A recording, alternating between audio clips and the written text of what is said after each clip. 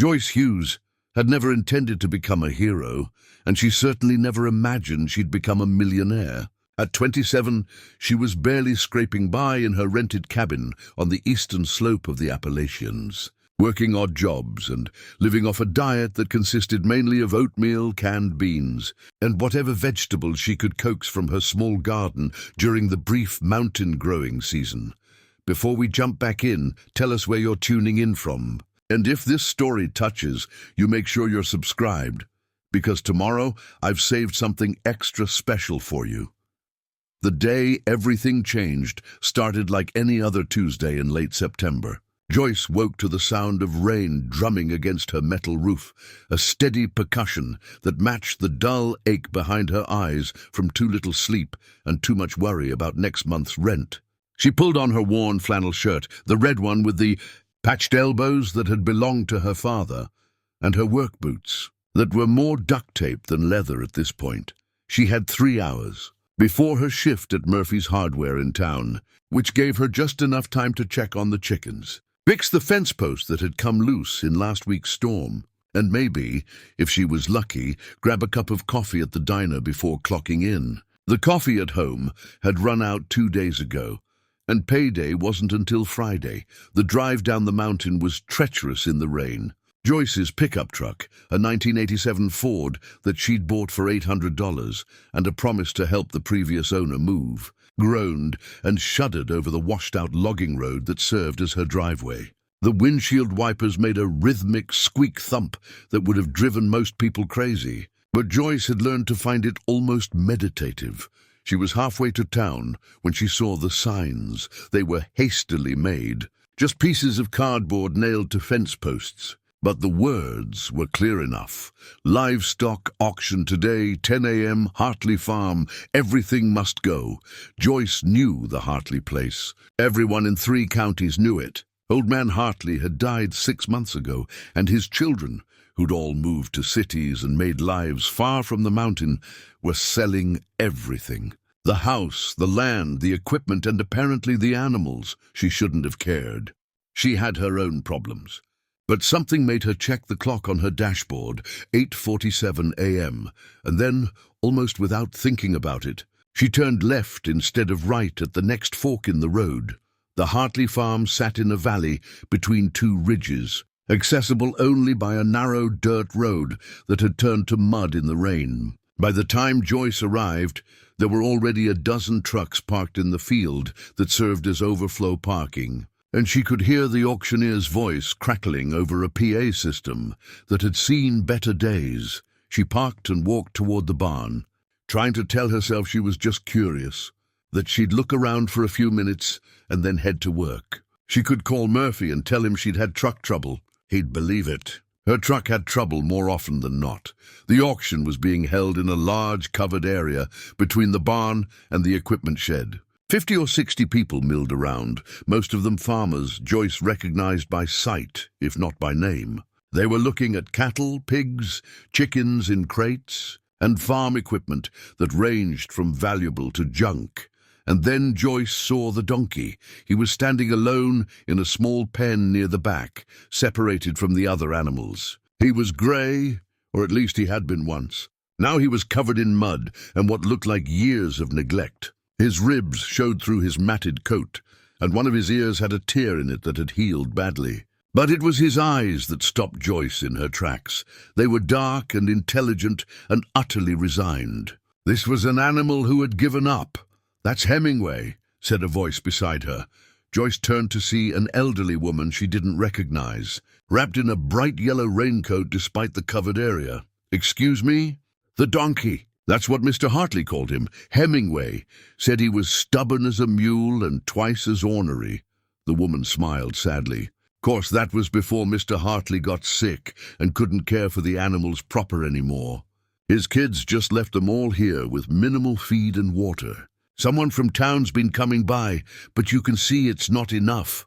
Joyce looked back at the donkey. Hemingway. The name seemed absurdly literary for an animal in such a state. "What'll happen to him?" Joyce asked, though she was afraid she already knew the answer. The woman's smile faded. Same thing that happens to most unwanted livestock around here. If nobody bids on him for work or breeding, he'll go to the slaughter buyer. That fellow in the brown jacket over there." She nodded toward a heavy-set man who was examining the cattle with the detached efficiency of someone who saw animals purely in terms of weight and price per pound. Joyce felt something twist in her chest. She'd grown up on a mountain farm.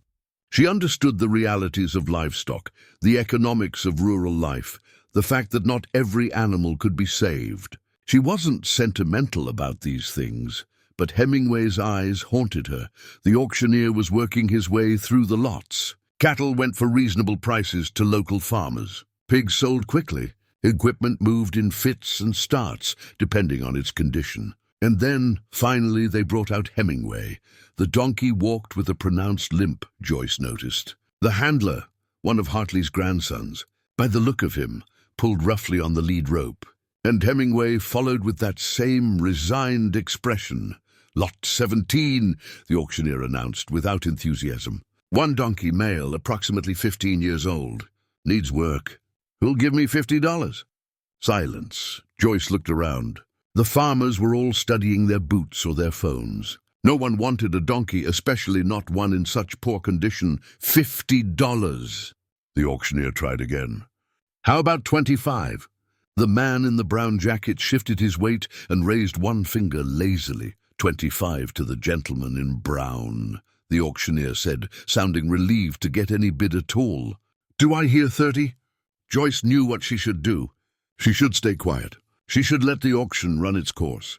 She should think about her rent, her truck, her empty coffee can, and the fact that she could barely afford to feed herself, let alone a donkey. Instead, she heard her own voice ring out across the covered area. $100. Every head turned. The auctioneer looked surprised. The man in the brown jacket looked annoyed, and Hemingway, for just a moment, lifted his head and looked directly at Joyce. 100 to the young lady in the flannel shirt, the auctioneer said, perking up. "Do I hear 125? The slaughter buyer studied Joyce for a long moment, then shook his head and turned away. She wasn't worth the trouble for a skinny donkey. 100 going once, going twice. Sold to the young lady for $100. The auctioneer's gavel came down, and just like that, Joyce Hughes became the owner of a donkey she couldn't afford, had no place to keep, and had no idea what to do with. She'd also just spent the money she'd set aside for rent. As she walked over to collect Hemingway, her hands shaking slightly as she counted out 5 $20 bills from her wallet, she tried to figure out what exactly she'd just done. The rational part of her brain was screaming that this was insane. The part of her that had looked into Hemingway's eyes was oddly calm. "You'll need to take him today," the grandson said, barely looking at her as he took the money and handed over the lead rope. "We're clearing everything out." Joyce nodded and took the rope. Hemingway's dark eyes met hers again, and she saw something flicker there, maybe confusion, maybe the faintest hint of hope. "Well, Hemingway," she said quietly, "I guess we're in this together now." She led him slowly to her truck, wondering how in the world she was going to explain this to Murphy, to her landlord, and to herself. She'd just spent her rent money on a donkey she'd named after a writer she'd never read, and she had absolutely no plan for what came next. If someone had told her then that this single impulsive decision would change her entire life, that this skinny, neglected donkey would somehow make her a millionaire, she would have laughed in their face. But sometimes the most important moments in life start with the smallest, most illogical choices. And Joyce Hughes, mountain woman and reluctant donkey owner, was about to discover just how true that was. Getting Hemingway into the truck bed was harder than Joyce had anticipated. The donkey balked at the ramp she'd fashioned from an old plank someone had left leaning against the Hartley barn, his hooves sliding on the wet wood. For a malnourished animal, he had surprising strength when he wanted to use it. "Come on, buddy," Joyce coaxed, pulling gently on the lead rope. "I promise it's better than the alternative." Hemingway's ears swiveled forward, and after what felt like an eternity of stubborn resistance, he finally clambered up into the truck bed. Joyce secured him as best she could and threw a tarp over the side rails to give him some protection from the rain that had started up again. By the time she made it back up the mountain, she was 3 hours late for her shift at Murphy's Hardware. Soaking wet and had missed 4 calls from her boss, she pulled into her muddy driveway and sat in the truck for a moment, watching Hemingway through the rear window. The donkey stood perfectly still, rain dripping off the tarp, looking as uncertain about this arrangement as she felt. Her phone buzzed. Murphy. "Joyce, where the hell are you?" "I'm sorry, Murphy. I had an emergency."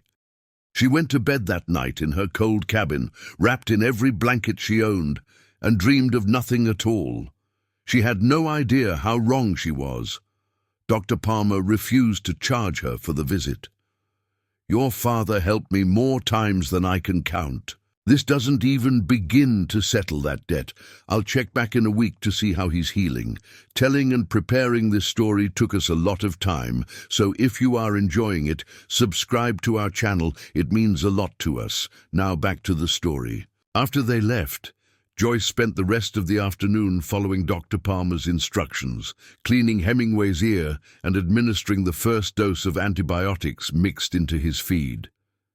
The donkey tolerated all of it with patient dignity, as if he understood that these uncomfortable procedures were helping him. That evening, as Joyce was heating up another can of soup for dinner, Emma called. "Joyce, you're not going to believe this." "Believe what?" "The post about Hemingway. It's blowing up. Like really blowing up. I posted it 3 hours ago, and it already has 50,000 likes, and it's still climbing." Joyce nearly dropped her phone. 50,000? People are sharing it everywhere, the whole story, the auction, the slaughter buyer, you spending your rent money to save him. Someone found out you lost your job over it too. Joyce, people are calling you a hero. "I'm not a hero, I couldn't let him die." That's exactly what makes it resonate. "Hold on, I'm sending you the link." Joyce opened the link on her phone and stared at her screen in disbelief. There was Hemingway, his sad eyes staring into the camera, and Emma's caption, "Meet Hemingway. Yesterday he was hours away from slaughter. Today he's safe because a 27-year-old woman named Joyce Hughes spent her rent money and lost her job to save him." This is what real compassion looks like. The comments were overwhelming. Thousands of them. People from all over the country, all over the world, sharing the post, tagging friends, expressing outrage at Hemingway's condition and admiration for Joyce's choice. "This is crazy," Joyce whispered. "It gets crazier," Emma said. "People are asking how they can help. There are like 100 comments asking for a donation link or a GoFundMe or something." "A what?" "Joyce, have you never heard of crowdfunding?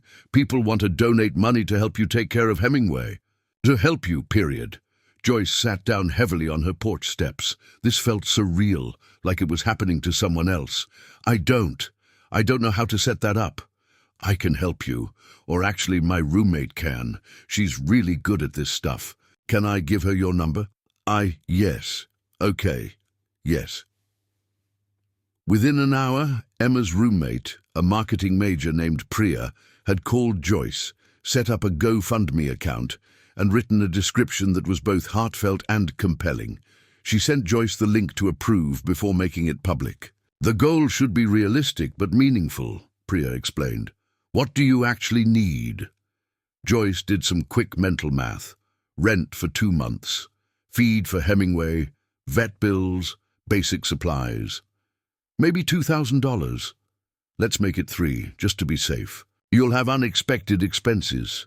Nobody's going to donate $3,000 to a stranger, Priya laughed. "Joyce, you have no idea how this works, do you? Trust me. Post the link." Joyce posted it to her rarely used social media account, with shaking hands, adding a simple message. "Thank you all for the kind words about Hemingway. If you'd like to help with his care, this is how. But your support means everything already." Then she set down her phone, went outside to check on Hemingway one more time, and tried to process the bizarre turn her life had taken. The donkey was lying down in his shed, looking considerably more comfortable than he had the night before. When Joyce appeared in the doorway, he made that soft sighing sound again, and she could have sworn he looked almost content. "People are going crazy about you on the internet," she told him. "I don't really understand it, but apparently you're kind of famous now." Hemingway regarded her with those intelligent eyes, completely unbothered by his newfound celebrity status. Joyce's phone buzzed, then buzzed again and again. She pulled it out and saw notification after notification flooding her screen. The GoFundMe had gone live 5 minutes ago. It already had $847 in donations. She refreshed the page, certain there must be an error. 1,203s. She refreshed again. 1,580. "Oh my God," Joyce breathed. By the time she went to bed that night, the GoFundMe had raised $4,732 from 312 individual donors. People she'd never met from places she'd never been were sending money, sometimes $5, sometimes $50, sometimes more, to help her take care of a donkey.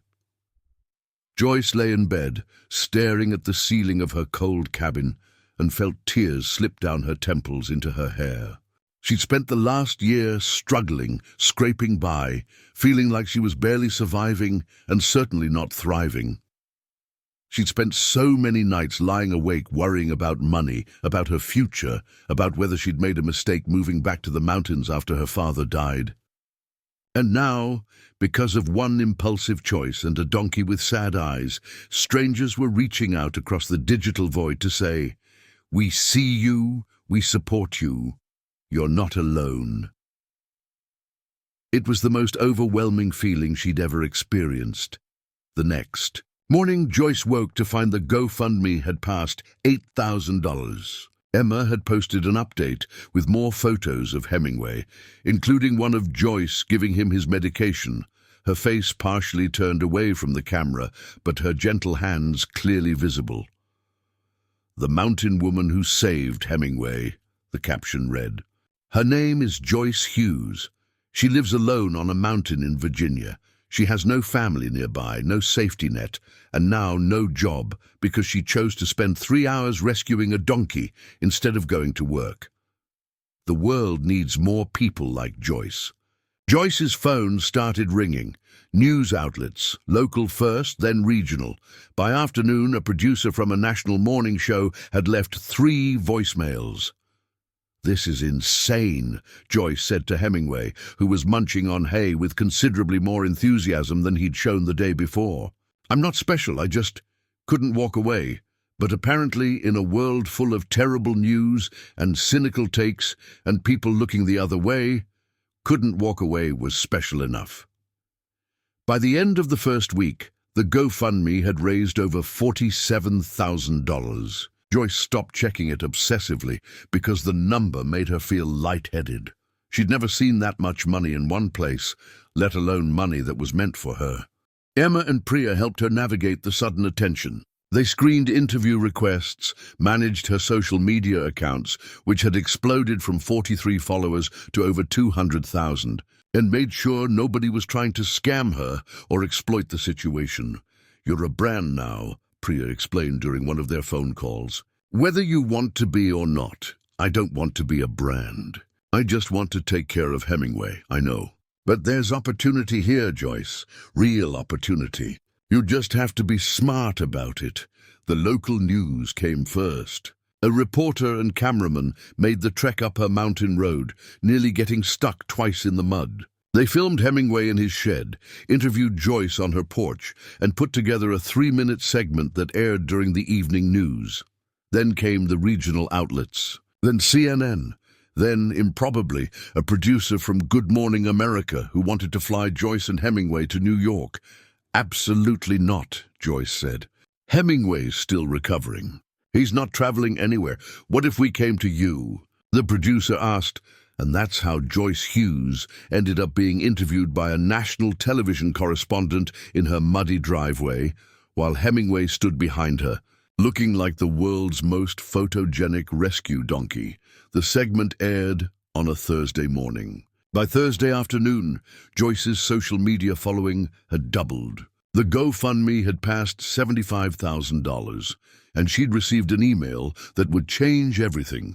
It came from a woman named Margaret Chen, not her neighbor Mrs. Chen, but a different Chen entirely, a venture capitalist from California who described herself as an animal lover and an investor in purpose-driven businesses.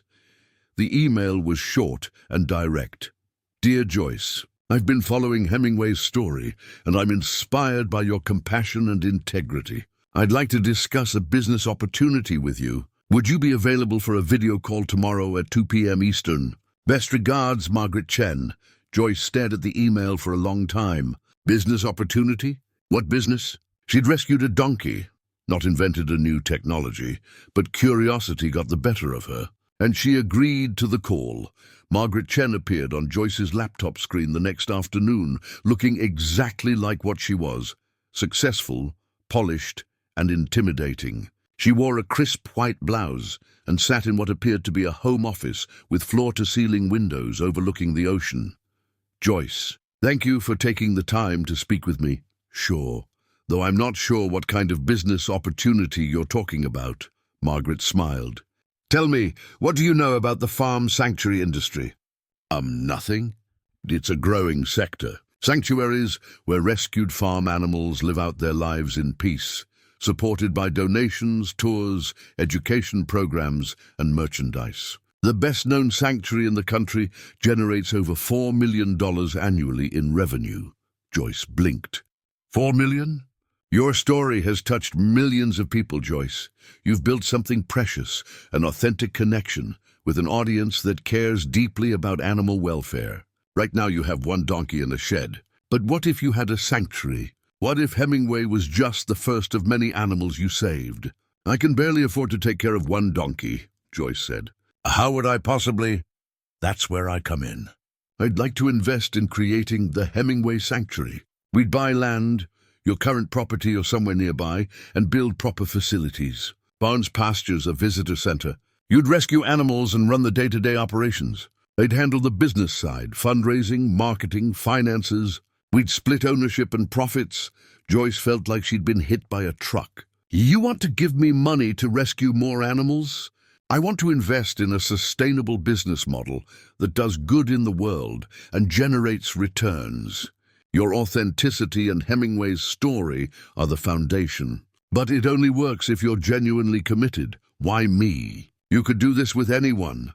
No, I couldn't. The story has to be real. You can't manufacture what you and Hemingway have. That authenticity is the most valuable asset, and it's something you can't fake or buy. People believe in you, Joyce. That's rare and powerful.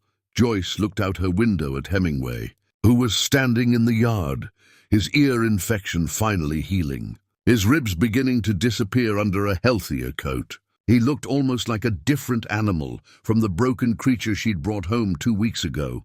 I need to think about it, Joyce said. Of course. Take a week. But Joyce, this is real. This could be the start of something important.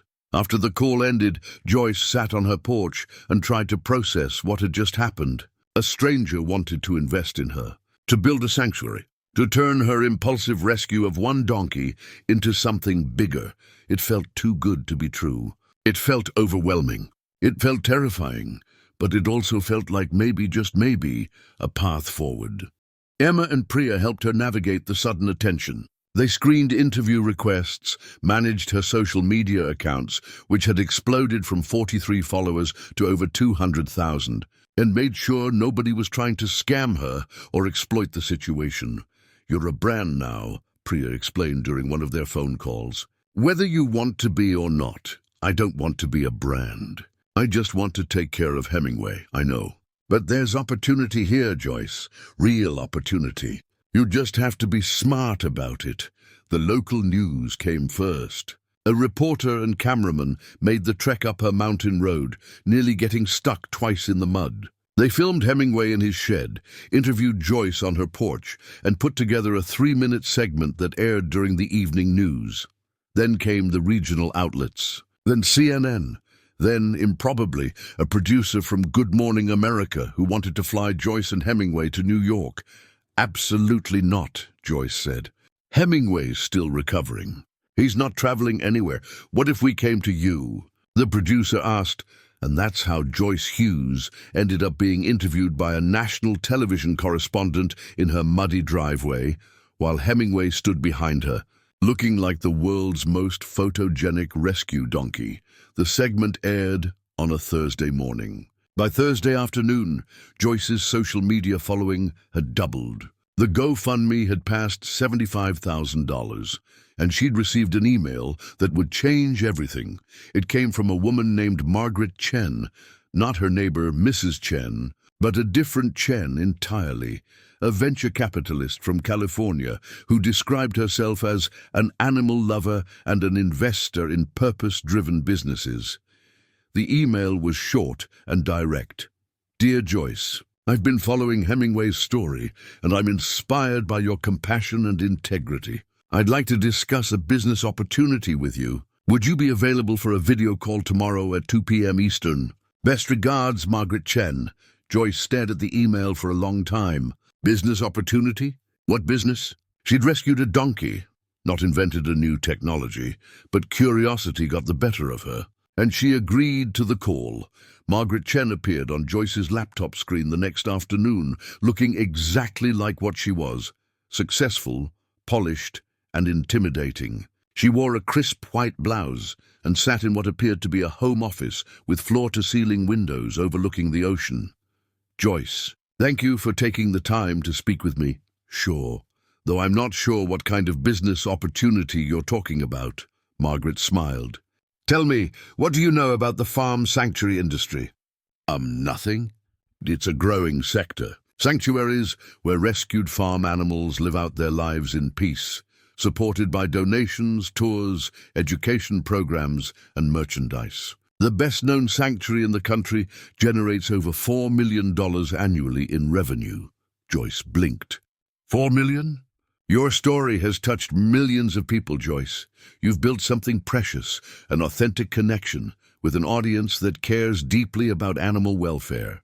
Right now you have one donkey in a shed. But what if you had a sanctuary? What if Hemingway was just the first of many animals you saved? I can barely afford to take care of one donkey, Joyce said. How would I possibly? That's where I come in.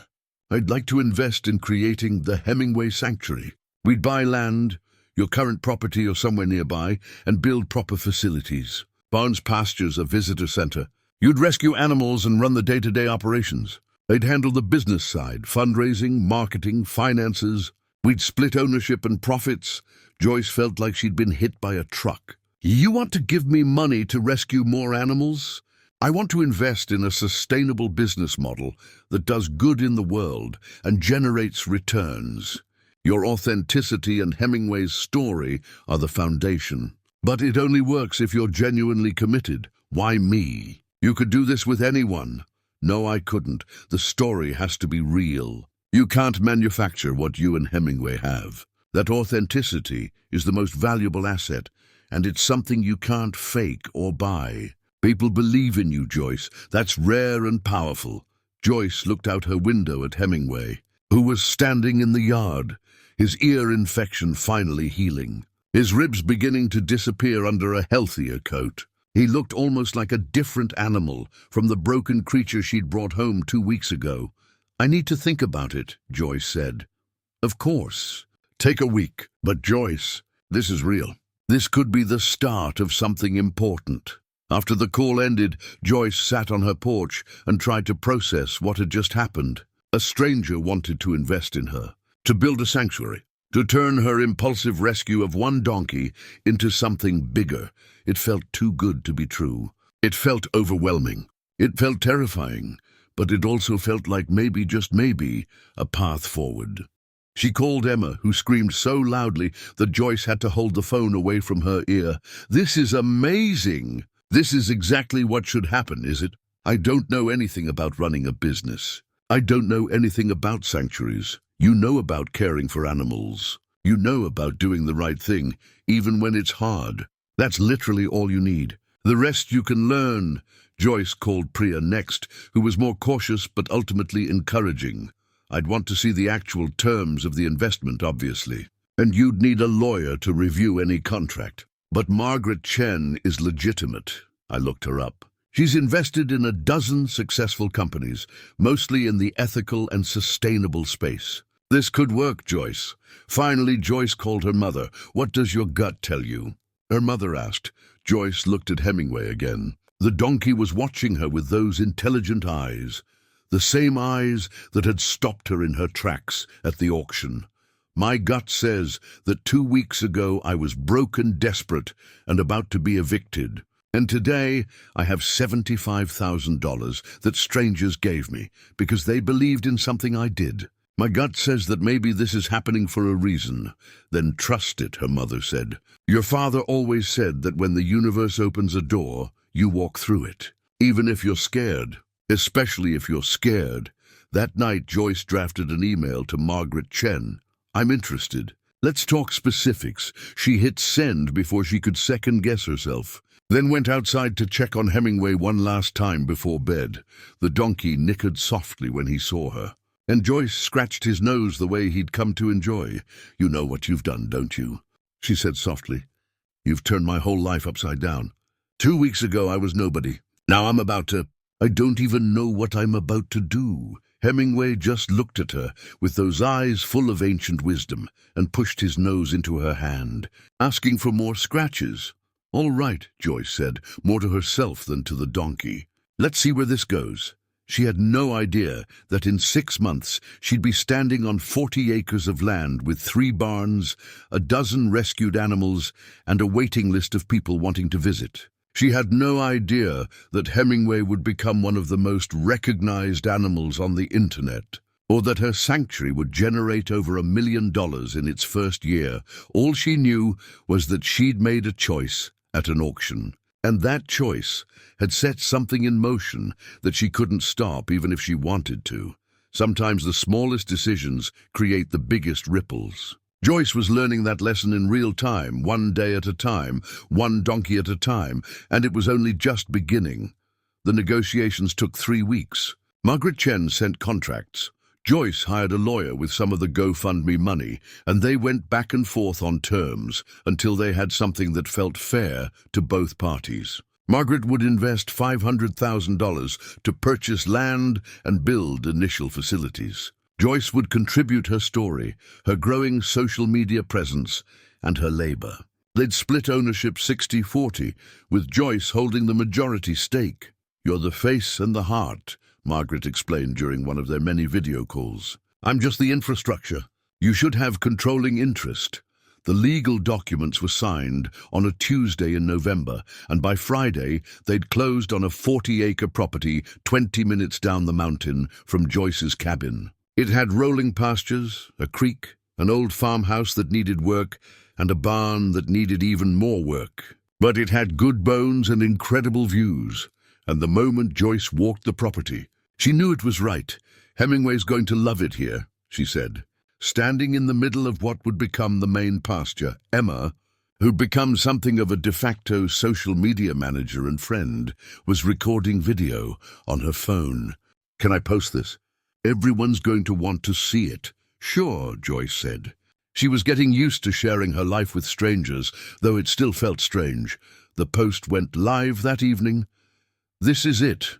This is where the Hemingway Sanctuary will be built. 40 acres of hope for animals who need a second chance. Stay tuned. This is just the beginning. The response was immediate and enthusiastic. Thousands of comments rolled in offering support, asking when they could visit, sharing their own rescue stories. Several people even offered to volunteer with construction. Margaret took them up on it. Why pay full price for labor when you have an army of people who want to help? She said pragmatically. We'll hire professionals for the critical stuff, electrical, plumbing, structural work. But for painting, basic construction, landscaping, let them help. It builds community investment, so that's what they did. Margaret hired a project manager named Tom, a retired contractor who'd built half the commercial buildings in the county. Tom coordinated volunteers, supervised construction, and somehow managed to keep the whole chaotic enterprise on schedule. Joyce moved into the old farmhouse in December, even though it was barely habitable. The heat worked intermittently. Half the windows needed replacing, and the kitchen was from approximately 1973. But it was hers, or at least partially hers, and it was part of the sanctuary. Hemingway moved into the newly renovated barn, which was considerably nicer than any place Joyce had ever lived. He had a large stall with fresh bedding, access to a heated water trough, and a paddock where he could wander during the day. Dr. Palmer had declared him fully recovered, though the old scars would always be there. "He looks happy," Dr. Palmer said during one of his checkups. "You've done good work, Joyce." By January, the main barn was finished, 2 smaller shelters were built, and the pastures were fenced. The sanctuary was ready for more animals. Joyce's first call was to animal control in 3 counties, letting them know she could take in farm animals that needed homes. The response was overwhelming. Apparently, unwanted livestock were everywhere, and people who actually wanted to provide sanctuary rather than just cheap labor or meat were rare. The second rescue came on a frozen morning in mid-January. Animal control called about 3 goats that had been abandoned when their owner was evicted. Joyce and Emma drove out to collect them in the sanctuary's new livestock trailer, purchased used but functional. The goats were 2 females and a male, all pygmies, all terrified. They huddled together in the back of the trailer, making pitiful bleating sounds. "It's okay," Joyce said softly. "You're safe now. You're going to love your new home." Emma filmed their arrival at the sanctuary, capturing the moment when the goats first stepped into their new shelter and discovered warm bedding, fresh hay, and no reason to be afraid anymore. "Meet Hemingway's new friends," Emma posted. "Larry, Curly, and Mo." Yes, Joyce named them after the 3 Stooges. "Welcome home, boys and girl." The goats became instant celebrities. People loved watching their personalities emerge. Larry was brave and curious, Curly was shy and sweet, Mo was chaotic and constantly getting into trouble. Emma set up a webcam in their shelter, so followers could watch them in real time, and it became surprisingly popular. In February, they rescued 2 pigs from a research facility that was closing. In March, a miniature horse with a deformed leg that made him unadoptable. In April, 6 chickens from a hoarding situation. In May, twin calves whose mother had died in birth and whose farmer couldn't afford to bottle feed them. Each rescue came with a story. Each story was shared online. Each share brought more followers, more donors, more attention. Margaret had been right about the business model. Donations poured in. Not just one-time gifts, but monthly subscriptions from people who wanted to support the sanctuary long-term. They set up a gift shop on the website selling T-shirts, mugs, and artwork featuring the animals. The merchandise alone brought in $15,000 in the first month, but the real money came from visits.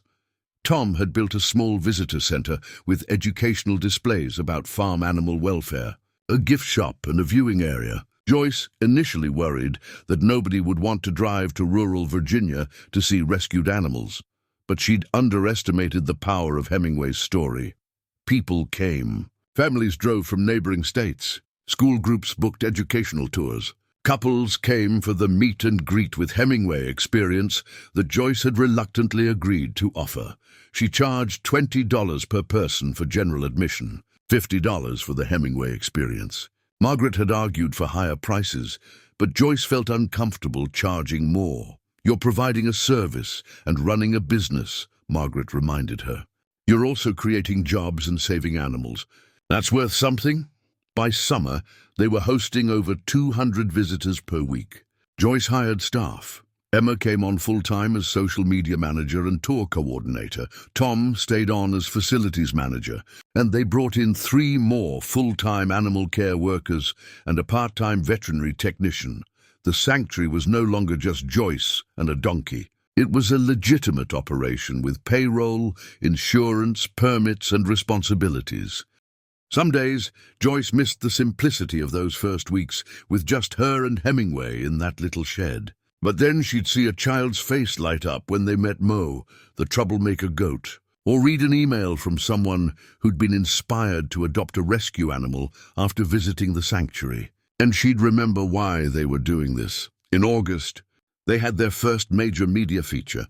National Geographic sent a photographer and writer to spend a week documenting the sanctuary.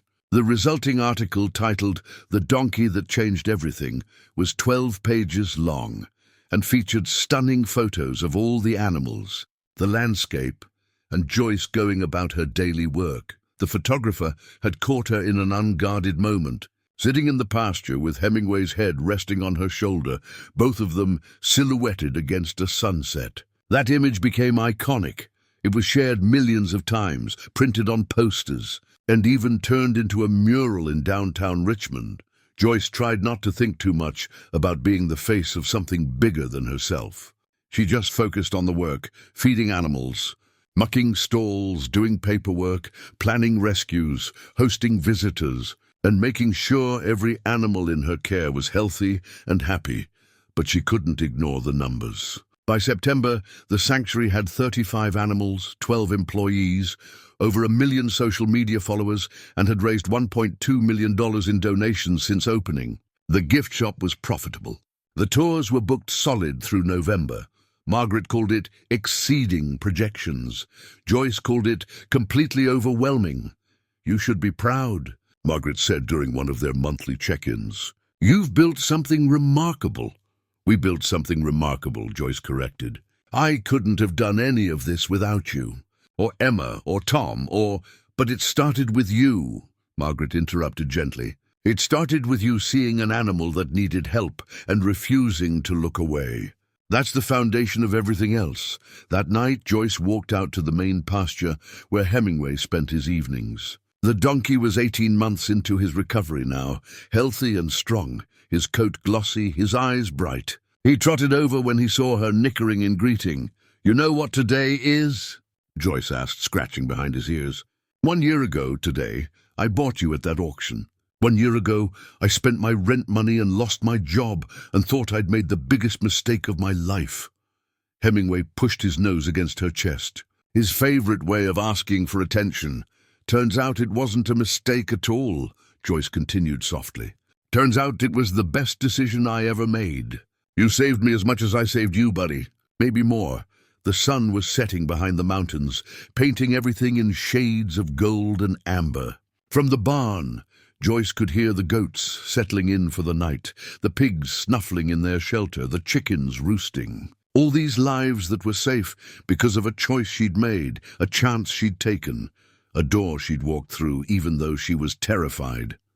Her phone buzzed. A text from Margaret. "Board meeting next week. Need to discuss expansion plans and year 2 projections. This is going to be even bigger than we thought." Joyce looked at Hemingway, who was watching her with those eyes that had started everything. "Bigger," she said aloud. "I'm not sure I'm ready for bigger, but ready or not, bigger was coming." The Hemingway Sanctuary had become something beyond her wildest imagination, and they were only just getting started. November brought the first snow, and with it, a decision that would change everything again. Joyce was in the barn doing the morning feeding when Emma came running in.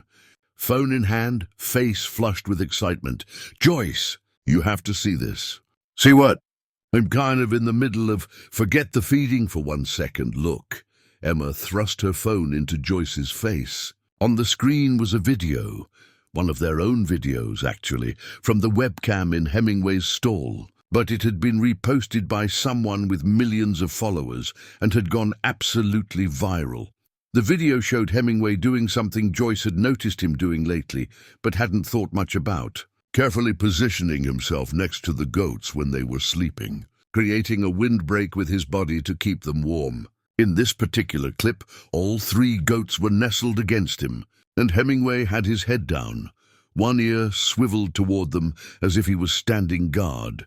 The caption read, "This is Hemingway, a rescue donkey who was saved from slaughter. Now he protects the other rescue animals like they're his family. We don't deserve animals?" It had 43 million views. Joyce stared at the number, certain it must be wrong. 43 million. And climbing. Joyce, this is huge. This is bigger than the National Geographic article.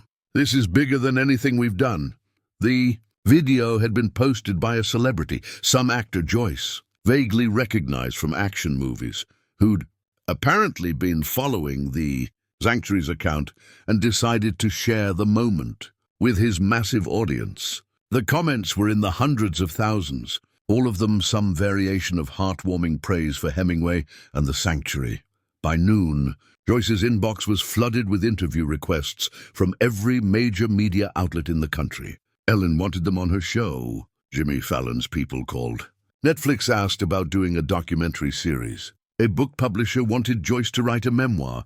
"This is insane," Joyce said to Margaret during an emergency video call. "How do we handle this?" Margaret, for once, looked genuinely excited rather than just calculatingly professional. "We handle it strategically. We can't say yes to everything, but we also can't waste this opportunity. This kind of exposure is priceless." They spent the next week in a whirlwind of careful planning. Joyce did 3 major television interviews, each one filmed at the Sanctuary, with Hemingway prominently featured. She was terrified every time, stumbling over her words and feeling like a fraud. But Emma assured her that the awkwardness made her more relatable. "You're not polished, and that's perfect," Emma said. "People are tired of polished. They want real." The Netflix documentary was greenlit with astonishing speed. A small crew would spend 6 months filming at the Sanctuary, capturing the daily operations, the rescues, and the stories of the animals. They'd pay the Sanctuary a significant licensing fee and donate a portion of the documentary's profits to animal welfare causes. Joyce negotiated hard on one point. The documentary would focus on all the animals, not just Hemingway. "He's the face, but he's not the only story here," she insisted. "Every animal here has a story worth telling." The book deal was harder to navigate. Joyce wasn't a writer, and the idea of telling her life story felt impossibly vulnerable. But the publisher was persistent, and they eventually agreed on a compromise. Joyce would work with a ghostwriter who would spend 3 months at the Sanctuary, conducting interviews and observing daily life. The book would be part memoir, part animal rescue guide, part business story. "Think of it as a way to help other people start their own sanctuaries," Margaret suggested. "Share what you've learned so others can do what you did." That framing made it feel less self-indulgent and more purposeful, so Joyce agreed. But the biggest opportunity came from an unexpected source. A major streaming service wanted to create a live webcam network throughout the Sanctuary, 24/7 footage available to subscribers for a monthly fee. They called it Sanctuary Stream and projected it could reach millions of subscribers who wanted to watch the animals at any time, day or night. "It's like those videos of people studying or sleeping that everyone watches," the streaming executive explained. "But with rescue animals, people will pay $5 a month to have access to this content. We split the revenue 70-30 your favor. We handle all the technical infrastructure." Joyce was skeptical. "People will pay to watch animals." "Existing? People paid to watch a giraffe give birth," Emma pointed out. "People watch live streams of puppies sleeping. This is that, but with a mission attached. And it's consistent revenue, Joyce. Recurring monthly income that isn't dependent on donations or visits." The projected revenue was staggering. If they hit even half the subscriber targets the streaming service was projecting, the Sanctuary would bring in over $200,000 per month from the streaming alone. That was enough to ensure every animal's care, pay all the staff well, and fund expansion. Joyce talked it over with her small advisory team, Margaret, Emma, Tom, and Dr. Palmer, who'd become a regular presence at the Sanctuary. They all agreed it was an opportunity too good to pass up. "But I don't want cameras everywhere," Joyce said firmly. "The animals need private spaces." "We need private spaces. I'm not living in a fishbowl." They compromised. Cameras would be installed in common areas only: the main pasture, the barns during daytime hours, the goat shelter, the pig area. No cameras in Joyce's house, no cameras in the administrative offices, and the cameras would turn off in the barns at night to give the animals proper darkness for sleep. Sanctuary Stream launched in January with a massive marketing push. The streaming service promoted it heavily, and Joyce's appearance on Ellen, where she brought Hemingway to the studio, leading to 15 minutes of television gold as the donkey charmed both Ellen and the audience, created huge momentum. Within 2 weeks, they had 500,000 subscribers. Within a month, over 1 million. The Sanctuary's monthly income from streaming alone exceeded $3 million after the streaming service is cut. Combined with donations, merchandise, tours, and special events, the Hemingway Sanctuary was generating over $4 million annually. Joyce Hughes, the broke mountain woman who'd spent her rent money on a donkey 18 months ago, was now running a multi-million-dollar operation. It was terrifying and exhilarating in equal measure. With the money came new responsibilities. They expanded the property, purchasing an adjacent 60 acres. They built 3 more barns, a proper veterinary clinic on site, and housing for staff who wanted to live at the sanctuary. They increased their rescue capacity from 35 animals to over 100. Joyce hired a full-time veterinarian, 2 more animal care workers, an education coordinator to run school programs, and an events manager to handle the growing demand for weddings, corporate retreats, and other gatherings that people wanted to host at the sanctuary. "You're a businesswoman now," Margaret said with obvious pride during one of their meetings. A very successful businesswoman. Joyce still didn't feel like a businesswoman. She felt like someone who'd stumbled into something enormous and was just trying not to screw it up. But she couldn't deny the numbers. The sanctuary had gone from a dream to a reality, to a phenomenon, and it showed no signs of slowing down. The documentary premiered that fall to massive critical acclaim. Hemingway's Mountain told the story of the sanctuary's first year, following Joyce and the team through rescues, challenges, victories, and the daily work of caring for vulnerable animals. The final scene showed Joyce in the pasture at sunset with Hemingway, almost exactly mirroring that famous National Geographic photo, as she reflected on how one choice had changed everything. The documentary was nominated for an Emmy. It won. Joyce wore a dress she'd bought specifically for the ceremony, feeling completely out of place among celebrities and industry professionals. But when they called her name and she walked up to accept the award, she looked out at the audience and thought about Hemingway standing in that auction pen, about to be sold for slaughter. "This isn't really about me," she said into the microphone, her voice shaking slightly. "It's about choosing compassion even when it's inconvenient. It's about looking at suffering and deciding you won't walk away. And it's about what can happen when you make that choice, how it ripples out in ways you never expected. Thank you to everyone who believed in Hemingway and in what we're building. This is for every person who's ever rescued an animal, and for every animal waiting to be rescued." The applause was thunderous. Back at the sanctuary, Emma had set up a watch party for the staff. When Joyce's acceptance speech played, everyone cheered. Hemingway, who'd been brought into the visitor center for the occasion, looked mildly confused by all the noise but accepted the treats and attention with his usual dignified patience. "You're famous." "Buddy," Tom said, scratching the donkey's ears. "How does it feel?" Hemingway just blinked his dark eyes and went back to munching hay, completely unconcerned with Emmy awards or streaming subscriptions or the fact that he'd become one of the most recognized animals in the world. That night, after everyone had gone home and the celebration was over, Joyce walked out to the main pasture. It was a clear night, cold and crisp, with stars scattered across the sky like diamonds. Hemingway was in his favorite spot under the oak tree, and he nickered softly when he saw her approach. "Hey, pal," Joyce said, settling down on the ground next to him. "Quite a journey we've been on, huh?"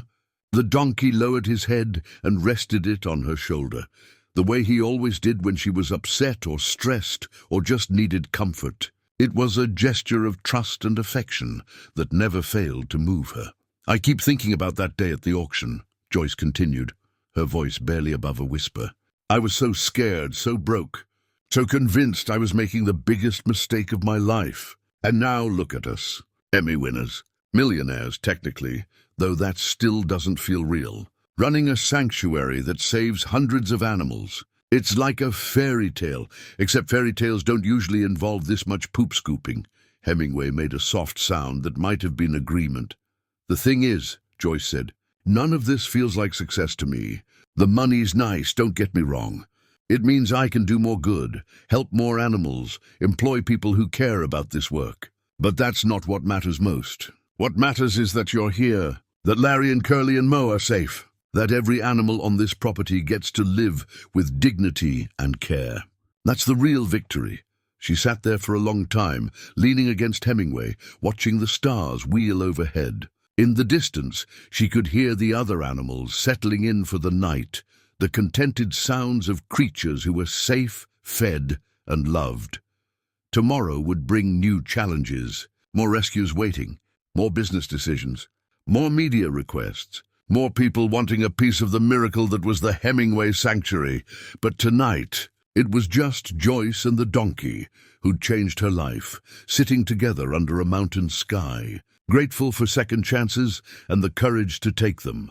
Spring of the second year brought with it the sanctuary's first major crisis. It started with a phone call that came at 3 a.m., jolting Joyce from sleep.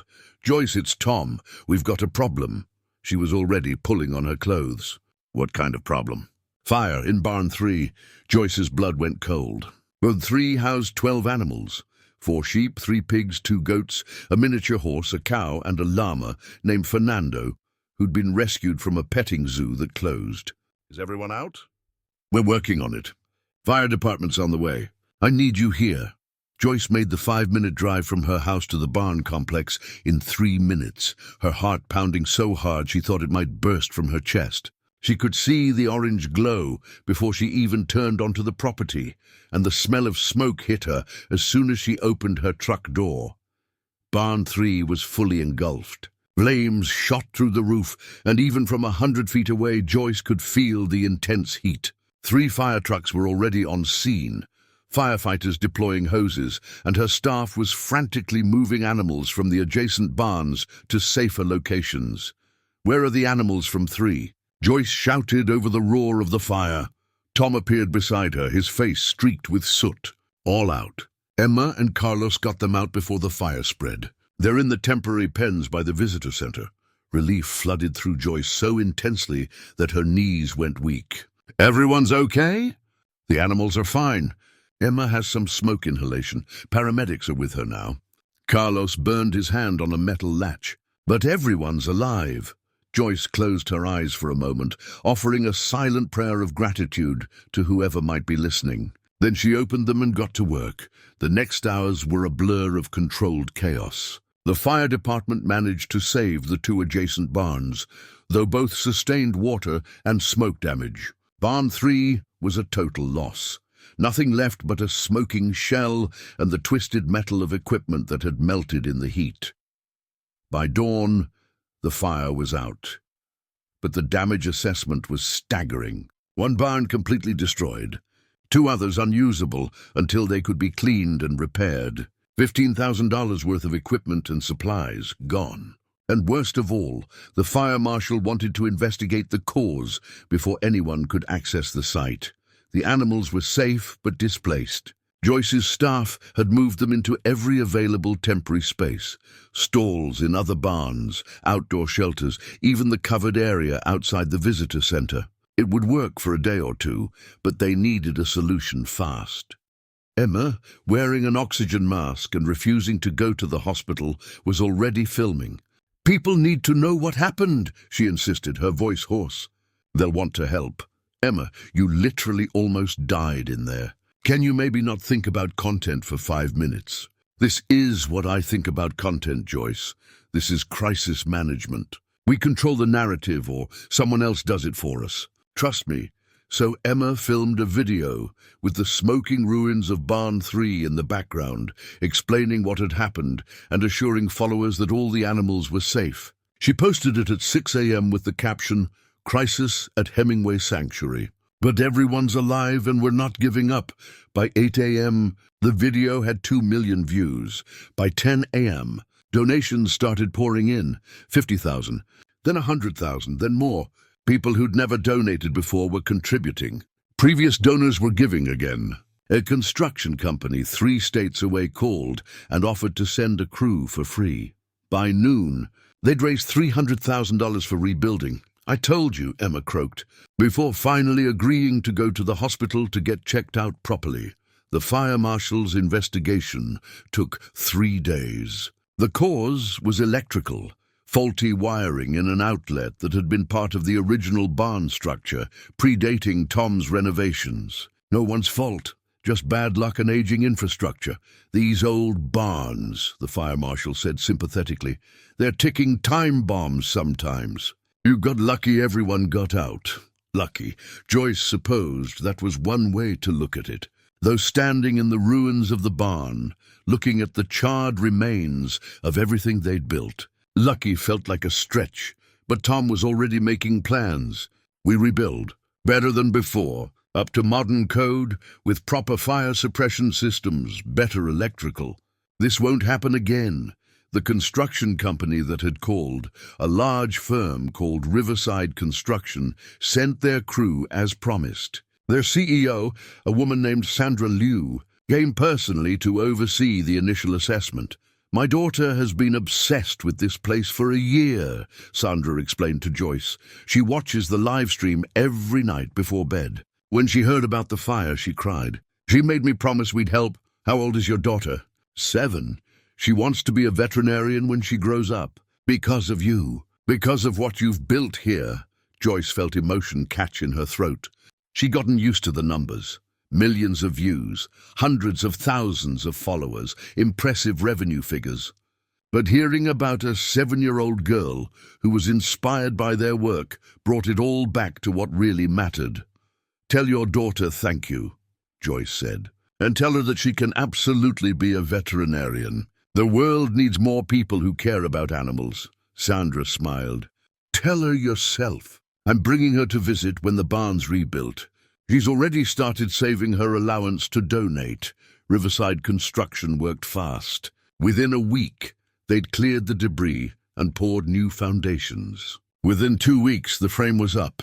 Within a month, Barn 3 was rebuilt, larger, safer, and better than the original.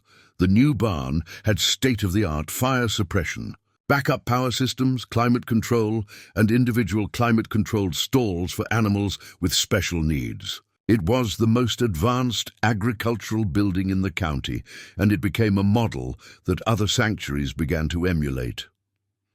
But the real gift came during the rebuilding process itself. Emma had continued documenting everything, and the ongoing story of recovery resonated deeply with followers. The Sanctuary's subscriber count on Sanctuary Stream jumped by another 500,000. Donations for the year would eventually exceed $6 million, and the crisis had, paradoxically, strengthened the community around Hemingway Sanctuary. "This is what happens when you build something real," Margaret said during a video call after the barn was finished. "People don't just want to watch success. They want to be part of the struggle and the recovery. You let them in, Joyce. You let them see the vulnerability. That's powerful."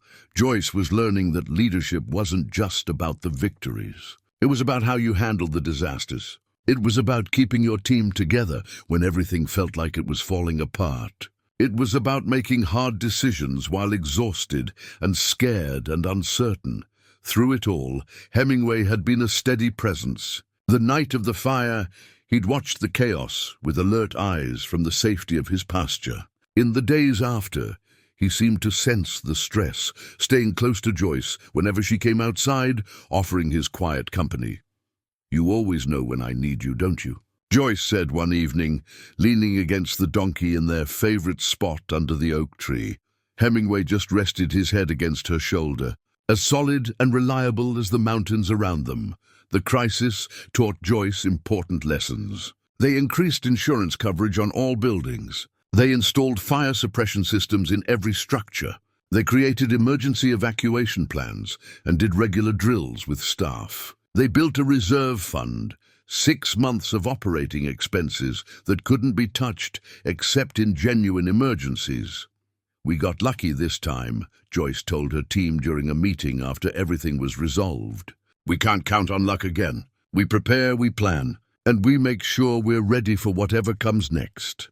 What came next in June was an opportunity that both thrilled and terrified her. A major television network wanted to create a reality show centered on the sanctuary.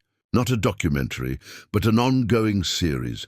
8 episodes following the daily operations, the rescues, the challenges, the triumphs. "Reality TV," Joyce said to Margaret, skepticism heavy in her voice. "Isn't that the most exploitative format there is?" "It can be," Margaret agreed, "but it can also be powerful storytelling. And you'd have creative control written into the contract. No manufactured drama, no fake storylines, just the real work of running a sanctuary." Joyce wanted to say no immediately. She hated the idea of cameras following her around constantly, of her life becoming entertainment. But then she thought about Sandra Liu's 7-year-old daughter and all the other children and adults who'd been inspired by their work. If a reality show could reach even more people, could inspire even more compassion for animals, could help fund more rescues, wasn't that worth the discomfort? "Let me think about it," Joyce said. She talked to her staff. She talked to Dr. Palmer. She talked to her mother, who'd become one of her most trusted advisors, despite being 1,000 miles away in Florida. "What does Hemingway think?" her mother asked, only half joking. Joyce actually went out to the pasture and posed the question to the donkey. "Should we do a reality show? Is that completely insane?" Hemingway, as always, just regarded her with those intelligent eyes and offered no judgment, only acceptance. In the end, Joyce said yes, but with strict conditions. The crew could only film 4 days a week. Certain areas were off limits. Nothing could interfere with animal care. And if at any point she felt the show was compromising their mission, she could pull out. "The show is called Hemingway's Heart," the producer told her during their first meeting. "Each episode follows a different rescue, from the call to the rehabilitation to the animal's integration into the sanctuary community. It's not about you being a personality, it's about the work. That Joyce could live with." Filming started in July and would run through December. The crew was professional and mostly unobtrusive, though having cameras around during the hardest moments, difficult medical procedures, animals who didn't survive despite their best efforts. The emotional toll of the work was incredibly challenging, but it was also honest. And honesty, Joyce was learning, was what people craved. The show would premiere the following spring, but clips were already being released as previews. The response was overwhelmingly positive. People praised the authenticity, the lack of manufactured drama, the focus on the animals rather than human conflict. Joyce watched one of the preview clips on her phone. Sitting in her now comfortable farmhouse on an August evening, it showed her doing the most mundane work, mucking stalls, filling water troughs, checking hooves. But somehow, the editing made even that look meaningful. "Is that really what I look like?" she wondered aloud. "You look like someone who found their purpose," Emma said. She'd recovered fully from the fire and was back to managing their social media empire with her characteristic energy. "That's why people can't look away." Purpose. Joyce had never thought about it in those terms, but maybe Emma was right. She'd spent her 20s drifting, taking odd jobs, barely surviving, wondering what she was supposed to be doing with her life. And then Hemingway had looked at her with those eyes, and suddenly everything had clicked into place. By the fall of the second year, the Hemingway Sanctuary was operating at maximum capacity. They had 97 animals, 12 full-time staff, and were turning away rescue requests almost daily because they simply didn't have the space. "We need to expand," Tom said during a team meeting. "Or we need to stop taking calls from animal control. We can't keep saying no to animals that need help." Joyce knew he was right, but the idea of expanding again felt overwhelming. They'd already grown so much faster than she'd ever imagined. How much bigger could they get and still maintain the quality of care that made them special? Margaret had thoughts on this, as she always did. "There's a model we should consider: satellite sanctuaries. You keep this as the flagship location, but you establish smaller sanctuaries in other regions, all operating under the Hemingway Sanctuary brand. You provide training, oversight, and funding. They provide local rescue capacity, franchising animal rescue. Joyce said, uncertain how she felt about that. Not franchising, more like a network, a collective. Other people who share your values and want to do this work, but with the support and resources of an established organization behind them. It was an intriguing idea.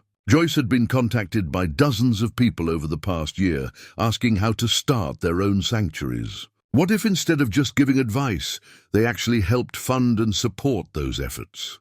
They spent months developing the model. The Hemingway Sanctuary would provide startup capital, training, veterinary support, marketing assistance, and ongoing oversight. In exchange, the satellite sanctuaries would maintain the same standards of care, participate in the network's educational mission, and contribute a percentage of their revenue back to support the collective. The first satellite sanctuary opened in Tennessee in November, founded by a couple named Marcus and Lisa Chen, who'd been running a small rescue operation out of their property and dreamed of expanding. With Hemingway Sanctuary's support, they purchased 20 acres, built proper facilities, and opened Hemingway Sanctuary, Tennessee, with 15 animals. The model worked. Within 3 months, Marcus and Lisa had their sanctuary running smoothly, had rescued 10 more animals, and were building a visitor program based on the original sanctuary's template. By year's end, they'd established 2 more satellite locations, one in North Carolina, another in West Virginia. Each had its own character and local focus, but all shared the core mission, providing permanent sanctuary for farm animals who had nowhere else to go. The network model also solved another problem: regional reach. Animal control in Tennessee no longer had to transport animals hundreds of miles to Virginia. They had a local option that maintained the same high standards. "You're building an empire," Margaret said, clear pride in her voice. "I'm building a safety net," Joyce corrected. "Every sanctuary is another option for animals who need help. That's what matters." But Margaret wasn't wrong about the empire part. The Hemingway Sanctuary Network, as it was officially called, was becoming a significant force in animal welfare. They were lobbying for better laws, providing education to thousands of school children, and changing how people thought about farm animals. The reality show, Hemingway's Heart, premiered in March of the 3rd year to massive viewership. 8 million people watched the first episode, which followed the rescue of a dairy cow named Bessie, who'd been headed for slaughter after her milk production declined. The episode showed Joyce and her team nursing Bessie back to health, treating her infected udder, and gradually helping her trust humans again after years of rough handling. The final scene showed Bessie in the pasture with the other cows, lying in the sun, looking peaceful for perhaps the first time in her life. The narrator, a famous actor who'd volunteered his voice work, said simply, "This is what grace looks like. Second chances, dignity, home." Joyce watched the premiere at the sanctuary with her staff and core volunteers. When the credits rolled, there wasn't a dry eye in the room. The show was renewed for a 2nd season before the 1st season even finished airing. More importantly, the show's impact on animal welfare awareness was measurable. Calls to other sanctuaries increased. Donations to animal welfare organizations spiked. Several states introduced legislation to improve conditions for farm animals. Citing the show as inspiration, Joyce did interviews about the show's impact, always trying to redirect attention from herself to the broader issues. "This isn't about me being on TV," she insisted during one particularly frustrating interview where the host kept asking about her personal life rather than the animals. "This is about people seeing these animals as individuals with personalities and preferences and the capacity to suffer. That's the only story that matters." But being the face of something bigger than herself was exhausting. Joyce found herself pulled in a dozen directions: media requests, expansion planning, fundraising meetings, staff management, and oh yes, the actual work of caring for animals that had brought her to this in the first place. She was burning out. And everyone could see it. Dr. Palmer pulled her aside one day after a routine vet check. "You're running yourself into the ground, Joyce. When's the last time you took a day off?" "I don't need—" "That's not what I asked. When?" Joyce tried to remember and couldn't. "I don't know." "A while. You're no good to these animals if you collapse from exhaustion. Delegate more. Trust your team. Take breaks." "That's not a suggestion." Emma said essentially the same thing, more bluntly. "You look like hell. Take a vacation or I'm staging an intervention." Even Hemingway seemed to sense something was off. He'd taken to following Joyce around more, staying close, as if worried about her. Finally, Margaret put her foot down. "You're taking 2 weeks off, non-negotiable. The sanctuary will be fine. Your team is more than capable. Go somewhere with no internet and no phone service and no animals that need rescuing. Just rest," Joyce protested, but everyone ganged up on her. Tom took over daily operations. Emma managed communications. The satellite sanctuaries were running smoothly. There was literally no reason she couldn't step away for 2 weeks, except that stepping away felt like abandonment. "That's the burnout talking," her mother said during a phone call. "The work will be here when you get back. You're not irreplaceable, nobody is, and that's actually a good thing. It means you've built something sustainable." So Joyce reluctantly booked a cabin in Montana, remote, off-grid, no cell service, just mountains and silence. She told only her mother and Margaret where she'd be, left detailed instructions for her team, and drove away from the sanctuary, feeling guilty and anxious and absolutely certain this was a terrible idea. The first 3 days were awful. She was restless, convinced everything was falling apart without her, barely able to sit still long enough to read or rest. She hiked for hours just to burn off nervous energy, but gradually something shifted. The silence sank in. The mountain air cleared her head. The absence of constant demands allowed her to actually think rather than just react. She sat on the cabin's porch one evening, watching elk graze in the meadow below, and realized she'd been operating on autopilot for months, saying yes to everything, taking on too much, confusing motion with progress. She thought about what Dr. Palmer had said, "You're no good to these animals if you collapse." She thought about her father, who'd worked himself to death trying to keep their family farm running. He'd never taken breaks, never asked for help, never admitted when he was overwhelmed. And he died at 63, far too young, worn down by decades of unrelenting work. Joyce didn't want that. She wanted to do this work for decades, not years, which meant learning to pace herself, to delegate, to trust others, to rest. She stayed the full 2 weeks, and when she returned to the sanctuary, she felt like a different person, more grounded, more clear about priorities, more willing to say no. "You look better," Emma said immediately. "Like significantly better." "I feel better," Joyce admitted. "Thanks for forcing me to go." That's what friends are for, and they were friends, Joyce realized. At some point over the past 3 years, her staff had become her family. Emma, Tom, Dr. Palmer, even Margaret, who she'd initially seen as just a business partner. These people cared about her, not just as the founder of the sanctuary, but as a person. That mattered more than any amount of social media followers or television appearances. Joyce implemented new policies after her return. Mandatory days off for all staff, rotation schedules, so no one person was essential to daily operations, and a promise to herself that she'd take at least 1 weekend per month completely off. "The sanctuary survived without me for 2 weeks, she told her team. "It'll survive without me for a weekend, and it'll survive without any of you taking breaks either. We're here for the long haul, which means we pace ourselves."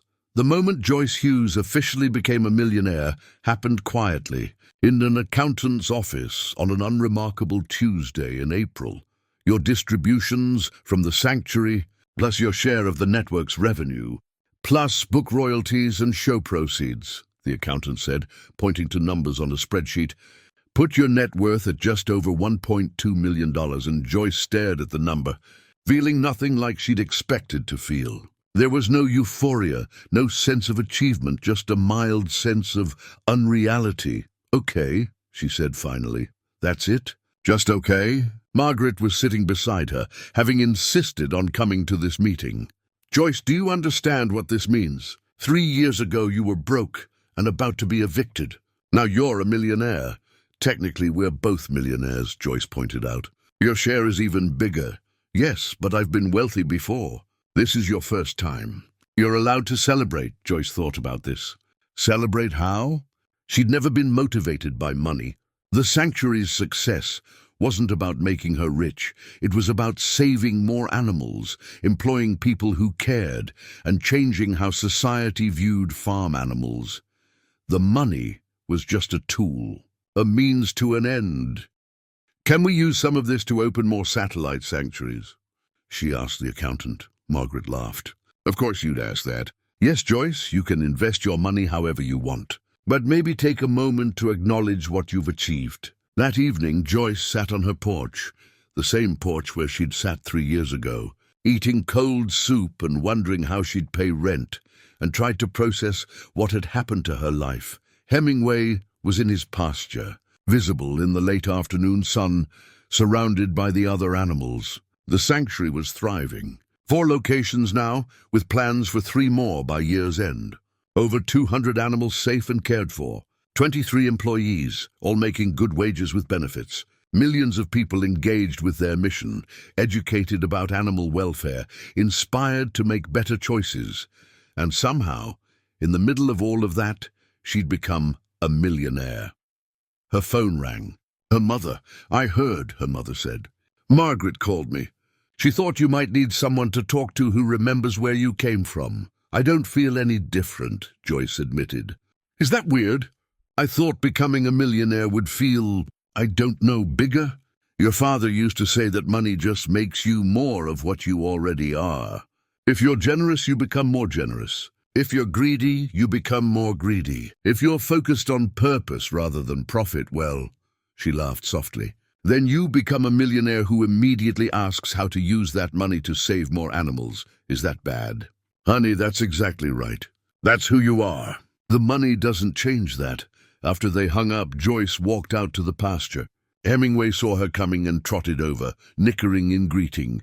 He was 5 years old now, healthy and strong, his coat glossy, his eyes bright. The scared, broken animal from the auction was completely gone, replaced by this confident, gentle creature who served as protector and friend to every new animal that arrived at the sanctuary. "Hey, pal," Joyce said, scratching behind his ears. "Guess what? We're millionaires, technically. Does that mean you get premium hay now?" Hemingway snorted, unimpressed by discussions of wealth. "That's what I thought. You don't care about money any more than I do. You just care about this." She gestured at the pasture, the barns, the other animals. "Being safe, being loved, having a home. That's the real wealth, isn't it?" The donkey pushed his nose against her chest, his favorite gesture of affection, and Joyce felt tears prick her eyes. Not because of the money, but because of what the money represented. Proof that doing the right thing, even when it seemed foolish, even when it cost everything you had, could somehow lead to more abundance than you'd ever imagined. The book came out that summer. Hemingway's Heart, How One Donkey Changed Everything, debuted at number 3 on the New York Times bestseller list and stayed in the top 10 for 16 weeks. Joyce did a book tour, signing copies and talking about the sanctuary's mission in bookstores across the country. At every stop, people shared their own stories of animal rescue, of compassion, of choosing kindness over convenience.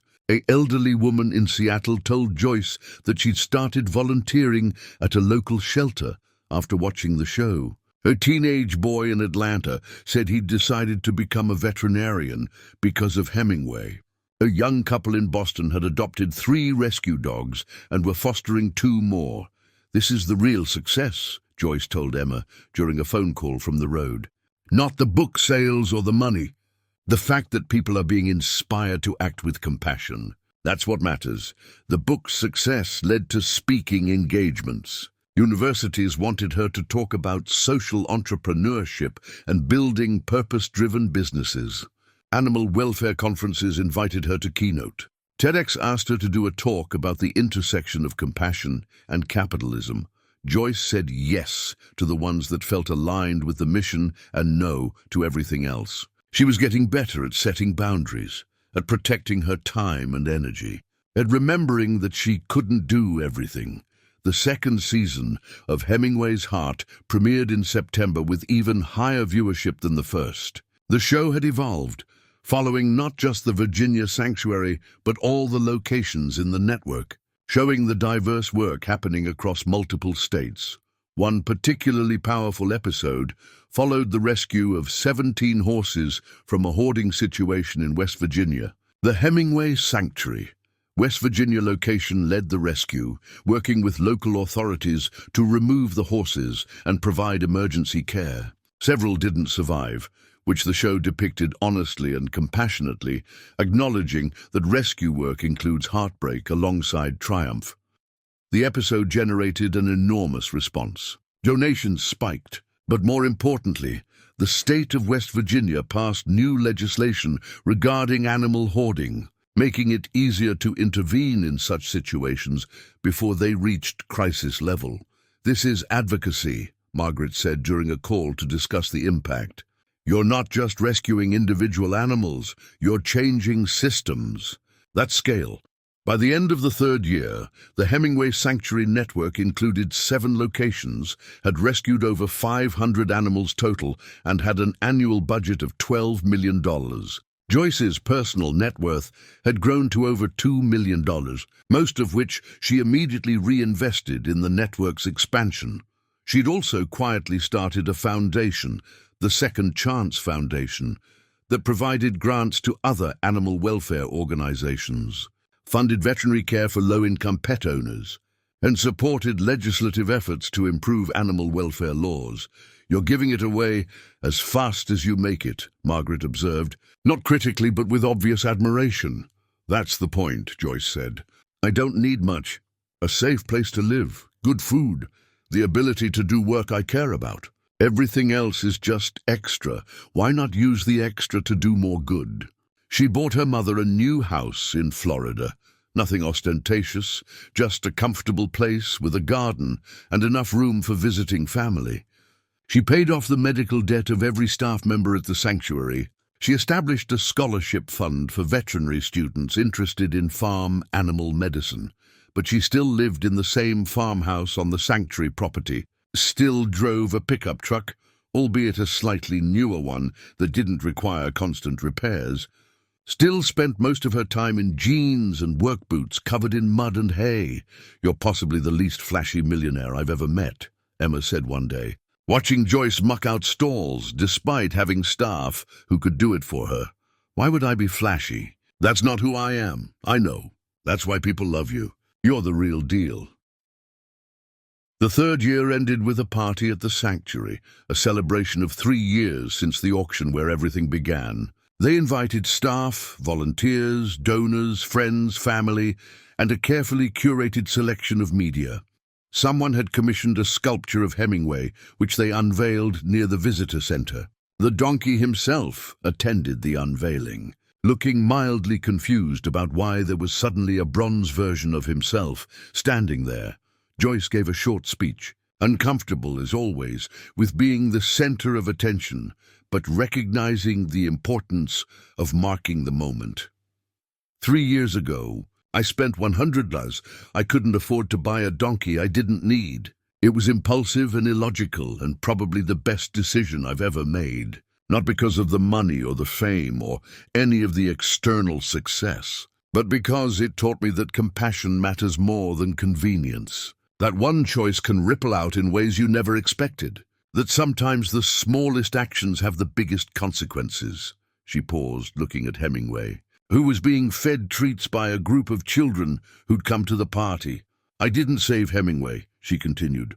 "He saved me. He gave me purpose when I was lost. He showed me what I was capable of. He brought all of you into my life, this community of people who care about the same things I care about. So this isn't really a celebration of me or the sanctuary's success. It's a celebration of what happens when we choose kindness, when we choose to act instead of looking away, when we choose to believe that individual actions matter." The applause was warm and genuine, But what Joyce remembered most was the moment right after, when a little girl, Sandra Liu's daughter, now 8 and still obsessed with the sanctuary, came up and hugged her. "You're my hero," the girl said simply. Joyce knelt down to her level. "You know what? You can be someone's hero too. Every time you're kind to an animal, every time you stand up for something you believe in, every time you help someone who needs it, that makes you a hero. You don't have to rescue a donkey to make a difference. You just have to care." That night, after everyone had gone home, Joyce walked out to the pasture one last time. Hemingway was there, of course, standing under his favorite oak tree, keeping watch over the other animals like he always did.